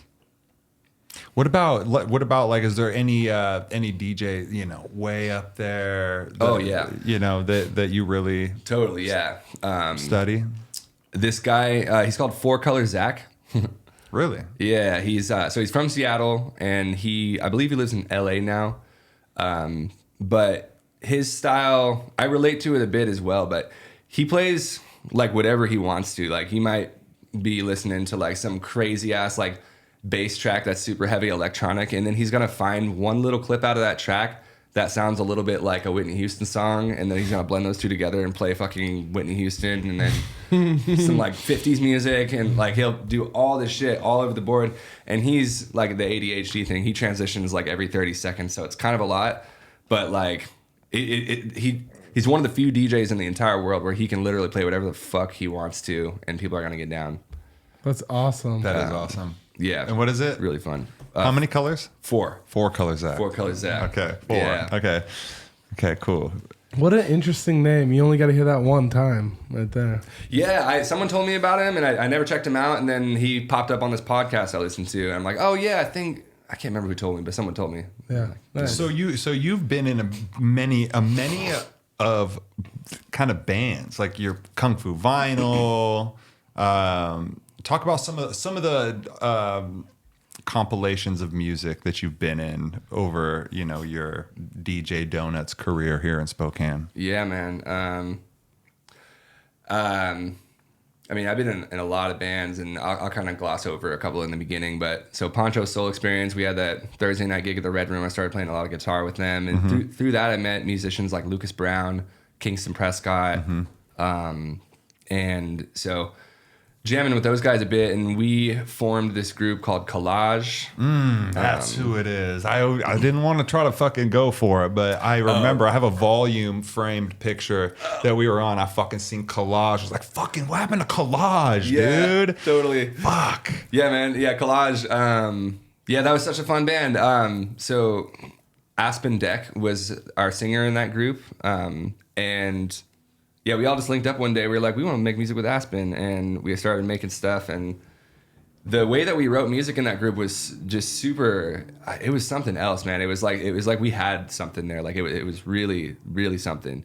We practiced twice a week, which is a lot. I There's never an practiced. extra rehearsal in there. Yeah, like 2 rehearsals a week. So if one person doesn't make one, like we were on it, and so practicing a lot, and we're making music that's really, really good. Like I don't want to just sound like I'm being like cocky or arrogant. It was like genuinely good music. It's like when you're in like a relationship that is like a really good one. You just have that feeling, it's No, there. from the listener side, I remember it being one of those things where it's like, oh, artists make music and shit, but like when it's like everything hits, you're just like,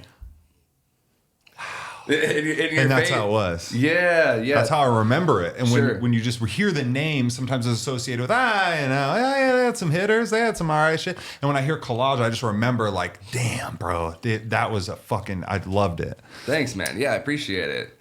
And that's the same vibe that I got like from like OG Flying Spiders too. I don't know if you guys Oh yeah. fuck with I that. do remember Oh that. yeah. Yeah, like before like 2013, before Sam passed away, like I was I like every time I left a Flying Spider show, there was this like energy that I took with me, like on to the next day and stuff. And I felt that again as soon as we started with Collage, and like we booked our first show, and we did it with Sessions, like this jazz group.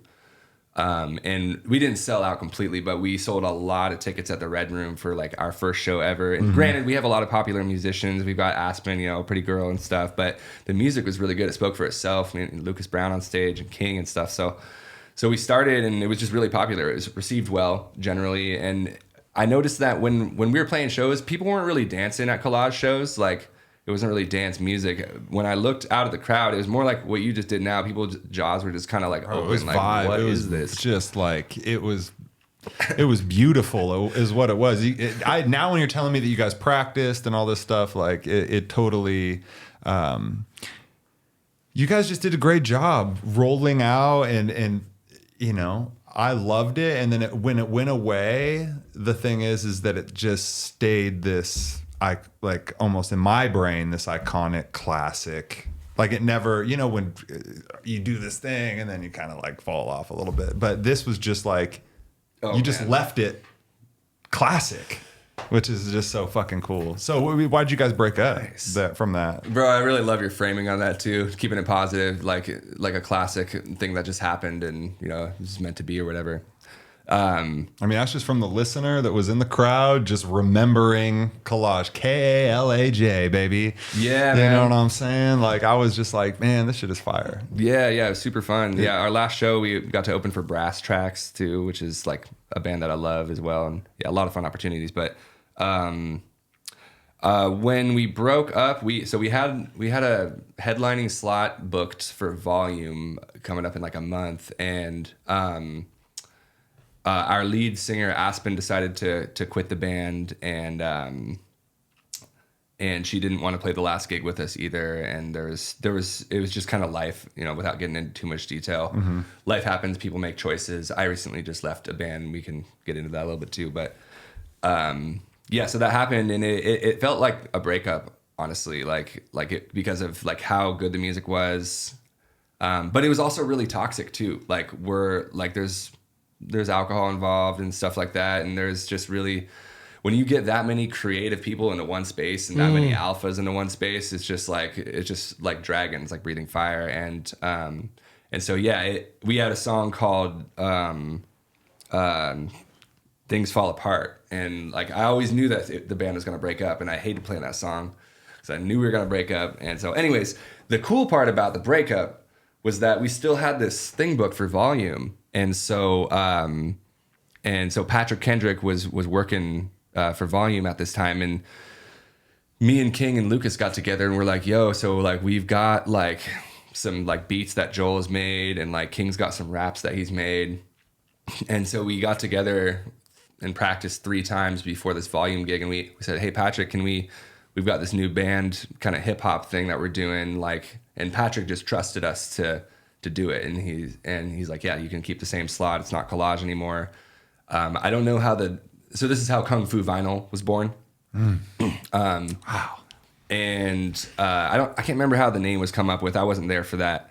I honestly thought it was weird at first. They're like, bro, Kung Fu Vinyl, and I'm like, was it a record store? But like everybody loves it, and you know, Kung Fu is pretty cool, right? You know? I mean, it's something where it like seems like a risk at the time, but then when you don't you just tell us what it is. We're just like, fucking Kung Fu Vinyl. We're going to see fucking Kung Fu Vinyl. We don't think like there was a fucking a record store. We're just like, dude, this is gonna be fucking what? There's a new band called Kung Fu Vinyl, and they're like live music, like live instruments with hip hop. Yeah, man. Yeah, and nobody else was doing that since basically like the Flying Spiders. Totally. Yeah. There's not a whole lot of that in Spokane that I see, and so Kung Fu Vinyl with a big FU in the middle, and that's what the music was all about too. Like we've got that song, "Use a Motherfucker, I Don't Like You," "Use a Motherfucker, Get Out of My Face." Yeah. Like, and that was kind of the fun part. Switching from Collage to Kung Fu is that we still had that same like kind of chemistry and energy.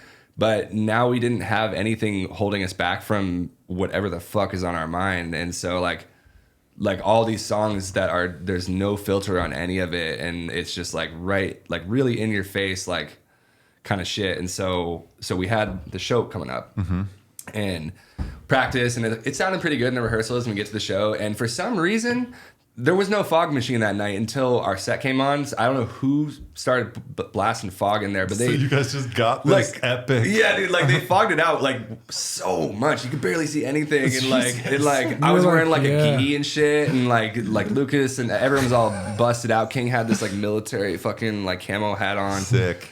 And and so ever since then, Kung Fu has done really well. We had this nice headlining slot, and you know, we make music that speaks for itself too. So who's in Kung Fu Vinyl? So transferring over from Collage, it was me on drums, Lucas on guitar, and King on keys. And then we invited Ben 10. Epic. Yeah, that dude. We could have a whole other podcast. It's like a dude that's just not on the internet, that just only spits fire shit in person when you see him. Yeah. Down to earth, cool, but just doesn't give a fuck. We'll get up there and grab a mic, and he definitely reminds me of Matisse. Yeah, Matisse is just like that too. He'll just like, anytime he's like, oh, Zach, you want to? I'm like, I don't know. Mike's like, all right, I'm just gonna go fucking grab a mic and start fucking. I'll freestyle, I'll get up, I'll jam, I'll do anything. And that's like what Ben reminds me of too. He just fucking gets after it, dude, just for the crowd. And King too. King is so impressive because you know his style and being able to be so lyrical reminds me of like some shit out the Roots and shit, and being able to play the keys and be such a good MC too. Dude, it's really impressive. At one point, he bust out a keytar as well. I remember he had some money come in. He's like, yo, like no one's ever seen a rapper with a keytar, and so like he busts out a keytar at one point. But yeah, dude, King, that dude is so talented, and again, yeah, not just at rapping, keys too, but when him and Ben get together, there's something happens where they just start writing music about the most ridiculous shit, kind of like you and Matisse too. There was this one jam that we never actually turned into a song about, like paninis, and like she was so greedy, and like she ate my panini or something like that, and like this is the shit that we all wish we had. I wish the flow. Yeah, the flow. And I mean, I feel like there's a whole thing when it comes to creating music and then being able to get that music onto wax, basically, like being able to get that onto like become an actual song and actually be out. Like Time Capsule is like the only song out, I think, from Kung Fu Vinyl. Like as far as like if I want to go on Spotify and find a song to listen to from Kung Fu Vinyl, I'm like, fuck, dude, like it was just a moment. You had to be there. But it's almost different too, because it's like if you want to see him, it's almost like you got to go live. If you want to see the shit, like it almost drives you Oh, to go in. Is that why we have so many people at our To shows? go in too, yeah, because it's like fuck, dude. But we all wish you guys would drop a new single. So Yeah, there's an EP in the works right now. I don't think any of this is really a secret. oh, okay, cool. But yeah, we've got a buddy over, one of Lucas's friends over on the East Coast is mixing an EP for us right now. Fucking A. So it's already recorded? Yeah, all the tracking is done. It's just mixing Ooh. right now, and the graphics on it are super dope. Like, I won't give like too much away, but it's like kind of a cartoon character, like comic book style thing, and there's like little, kind of like what Matisse did for that show with the Rugrats thing. Oh, but okay, cool. Everyone's got like their own things, and I think there's supposed to be like superpowers on each one. Oh yeah, Stuff like dude. that. I'm stoked. See, when it's like I really respect the artists too who make really, really good music and just drop music whenever the fuck they want.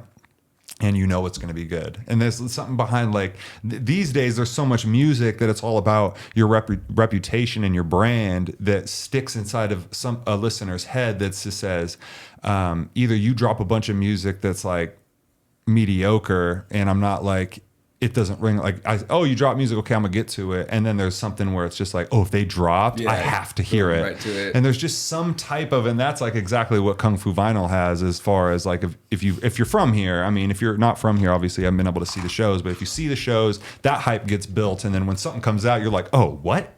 Yeah, Because like I know ready it's to go. you know the abilities of all the people in the group and that it's gonna be dope and that you guys take your time to make that. Yeah.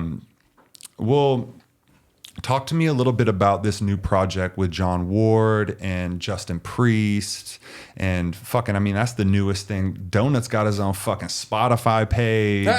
Check the man out. Go give him a follow. Yeah. But talk to me about that, man. That's some fucking, similar to After the Rain, some from the fucking ground up. You know, the sexiest shit is Justin just fucking starting that shit off with that fucking guitar, man. Yeah, for sure, Beautiful. man. Yeah, that was a really, really fun track. So like these days, it's kind of far and few between when I actually sit down and like make a beat. I just kind of go through these spurts of like creation and stuff. My life's just gotten like super busy, so when I do sit down, it's fun. And so I was making this beat and I did kind of the cliche thing where let's just throw a fucking Biggie acapella on top of it.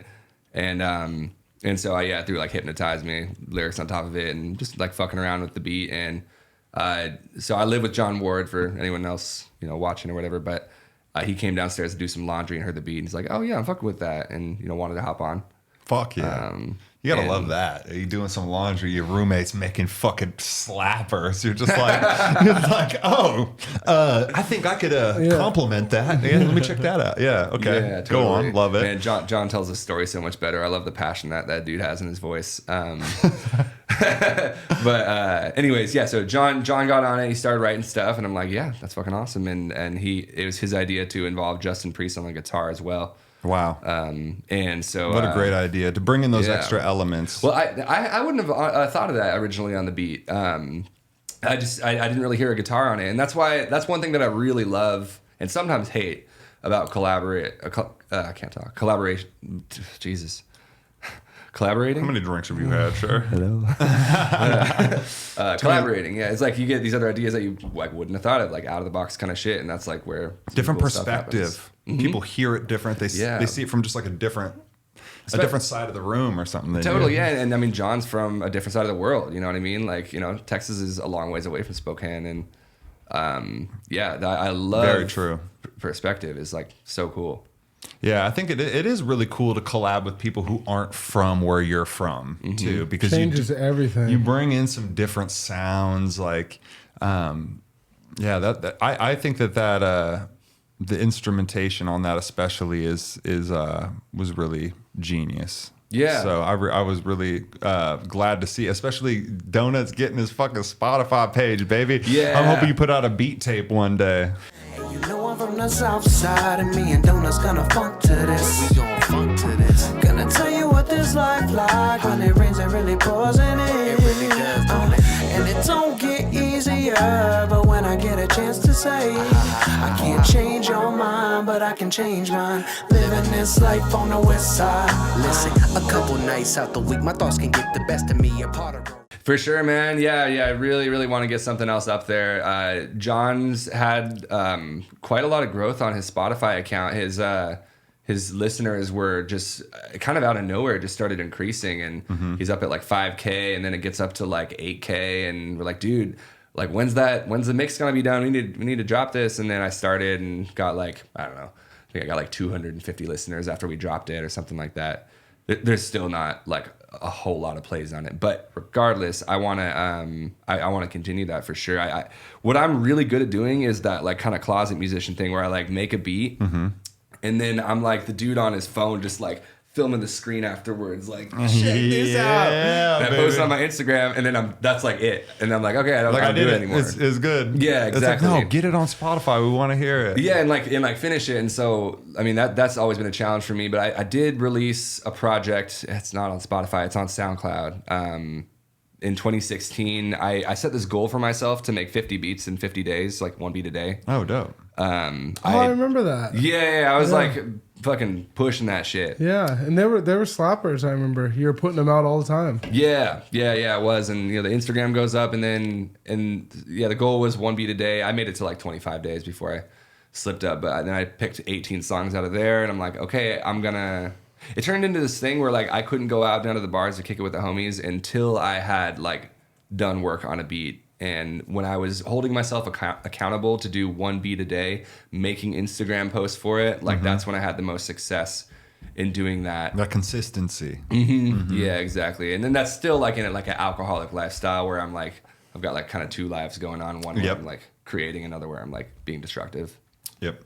So one thing I like about what like Rose Throw does is I noticed that like when he drops a project or something like that, he drops the instrumental with it. Oh, I love that. Yeah. We want to take a second to just like shout out what that dude has done like in the last year or two. Like, I'm just like, listen, there's so many MCs out there who just appreciate that shit. Like, it's just like, okay, just let me put the instrumental on though real quick. And that's like shout out to Logan McDonald too. I think that's his name. The guy who produces the beats. Yeah, I'm very interested. I want to meet him too. Yeah. Both of the other guys too. Like the other guy who raps too. Yeah. But I just want to meet the whole crew, True Hoods. They're all just...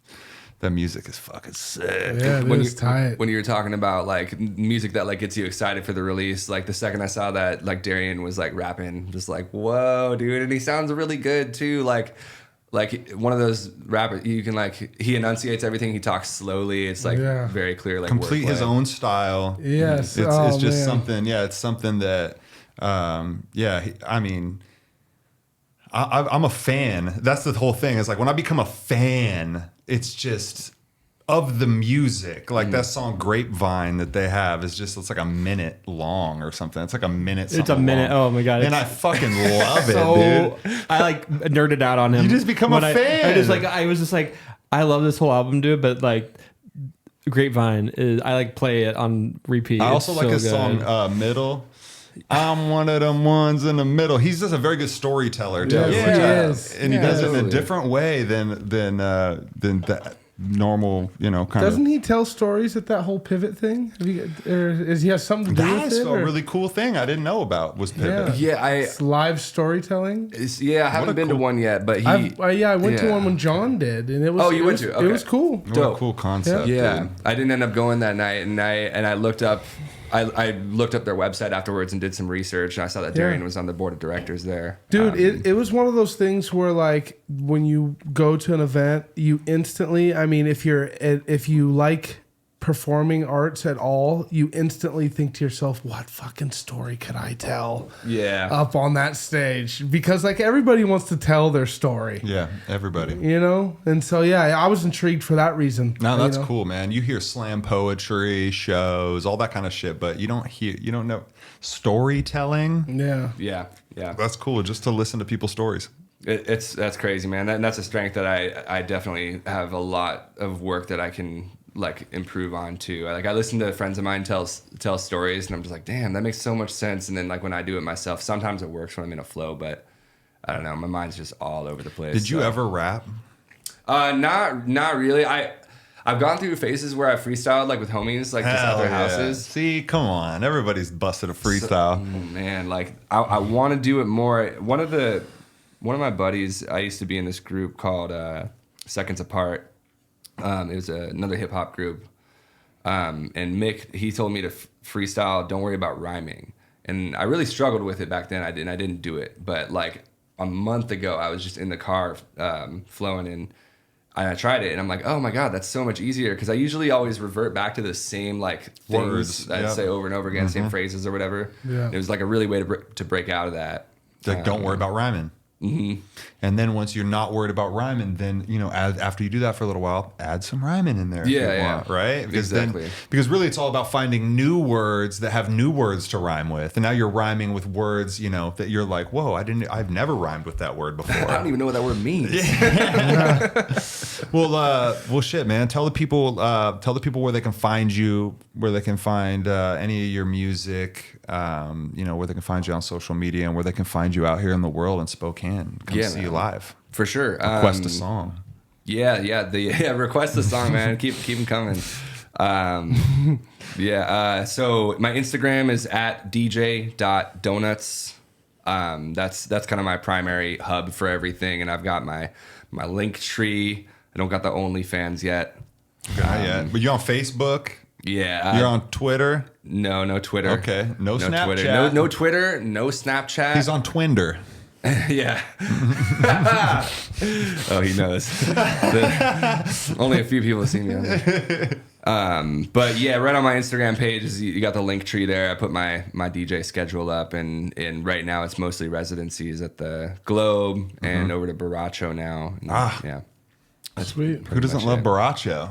Get you some tacos, get a crazy time, and then Globe. I heard Globe is just a ton of fun. I haven't been down there yet, but I just hear from everybody that the Globe is just a ton of fun. Yeah, it's crazy, man.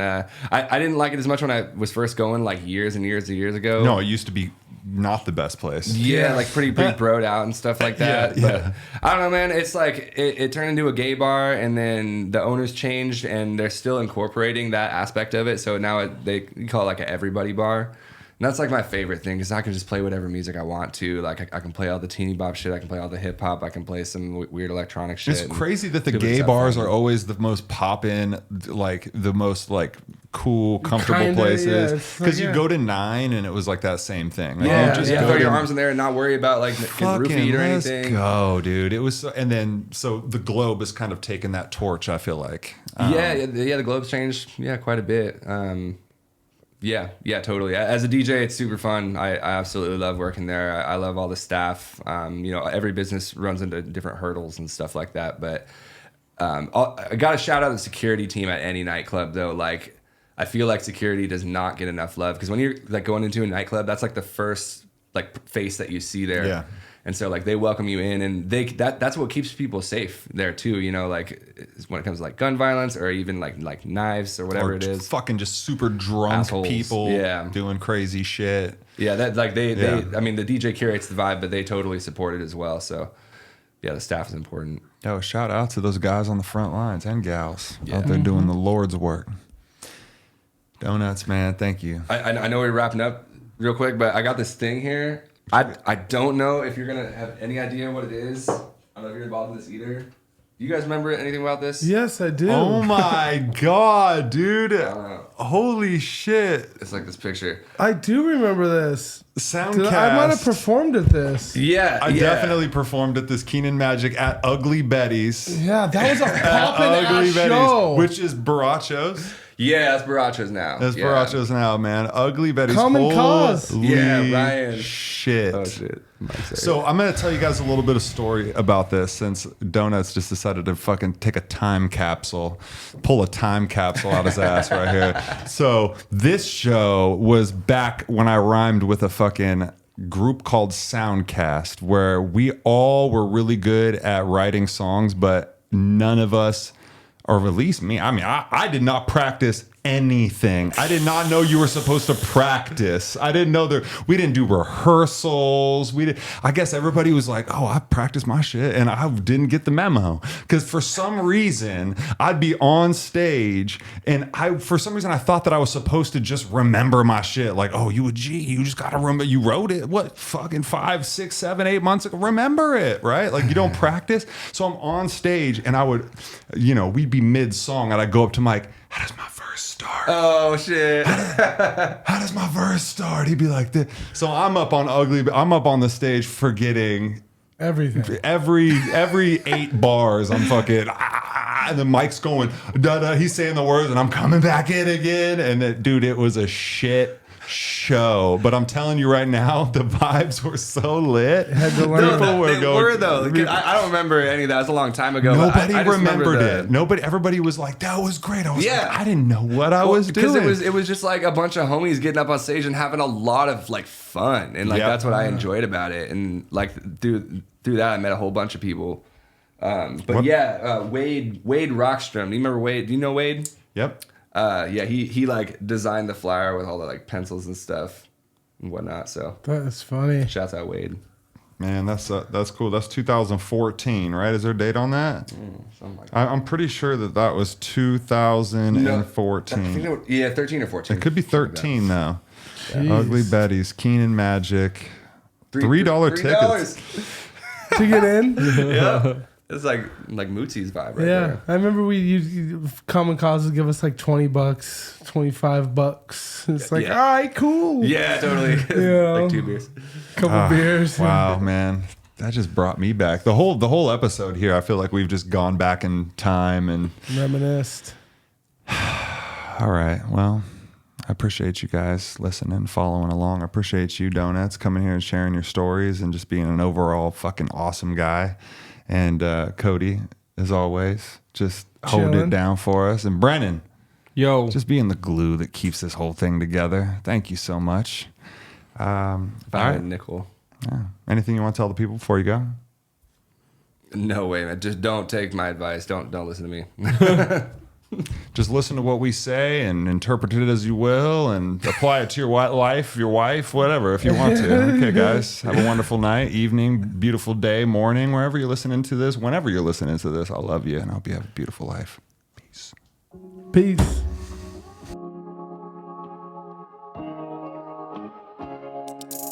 Yo, I'm just happy to be here, breathing this fresh air, living my best life, even when the shit ain't fair, even when the love ain't there. Yo, I'm just happy to be here, smoking some good weed, not thinking what could be. I'm just here in the right now, doing me till it's lights out. Yo, I'm just happy to be here. Yeah, cause I know that shit could be worse. So what I spit in these verses gon' make some history first. Show 'em I'm happy to be here, I'm living my best life. Yo, you living without fear, You wonder what that's like? like a breath of some fresh air. Yo, I'm just happy to be here.